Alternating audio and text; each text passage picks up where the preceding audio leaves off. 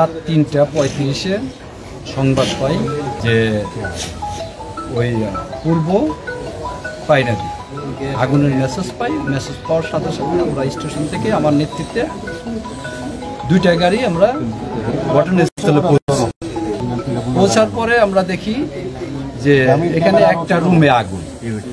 আমরা আগুন নির্বাপনের পাশাপাশি আমরা আবার লোকজনদের জিজ্ঞেস করি যে কোনো লোক আটকা আছে। তো ওনারা বলে যে না, কেউ আটকা নেই, যারা ছিল তাদের সবই আমরা বের করে মেডিকেলে পাঠিয়েছি।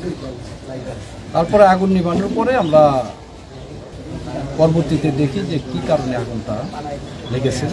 তো আমরা যতটুকু ধারণা মতে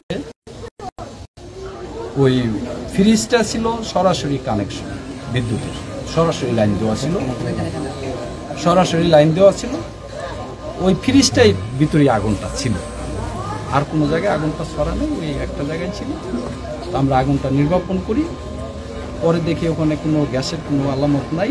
ফ্রিজের যে কম্প্রেসার মেশিনটা ছিল ওইটা বাস্ট হয়েছে।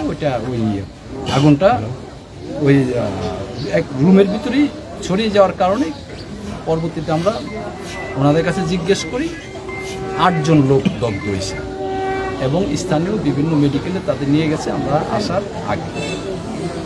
পরবর্তীতে জিজ্ঞেস করছি কোথায় নিয়ে গেছে, পরে বলল যে পুরো একটি হাসপাতাল।